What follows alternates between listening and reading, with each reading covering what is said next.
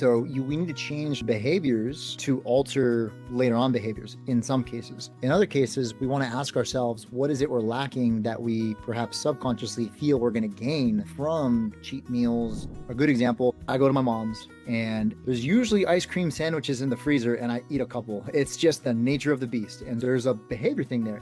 So what I do is I take those sandwiches and I'll put them in the freezer that's in the garage. So that way I don't walk by them and it's easier to avoid it. I love the idea of trying to find the patterns in the triggers throughout the day at work. Because if I'm hearing you correctly, when you don't have to work, you don't eat those same foods. Like at the end of the day, you're not eating them. So it really sounds more like something in an external environment is kind of triggering the behavior. We're getting something out of this food. I don't want to focus on the negative of it. One approach that I've had success with is to just, if you crave an ice cream sandwich, go drink half a liter of water first, give it 10 minutes. And if you still want the ice cream sandwich, cool, whatever.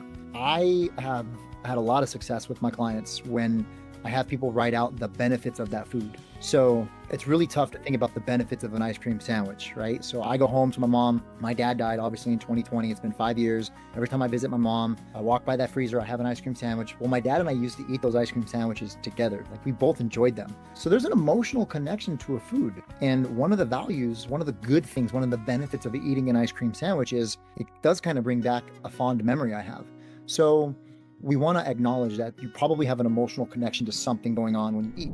I want to know 20 perceived benefits to that food. Then we want to look for alternatives to the benefit. One of the benefits for me with an ice cream sandwich would be fond memories of my dad and I. Well, what are some other alternatives? Well, one of the other alternatives is camping. My dad and I would go camping. We really enjoyed the outdoors. So I'll go camping. I'm still getting fond memories, but I'm not getting the ice cream sandwich. It's an alternative.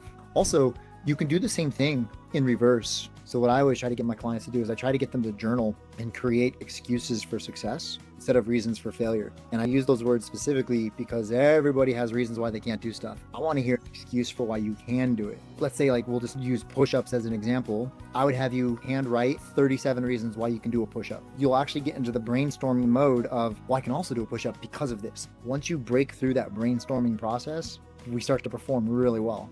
You could also perhaps take that exact same approach for food.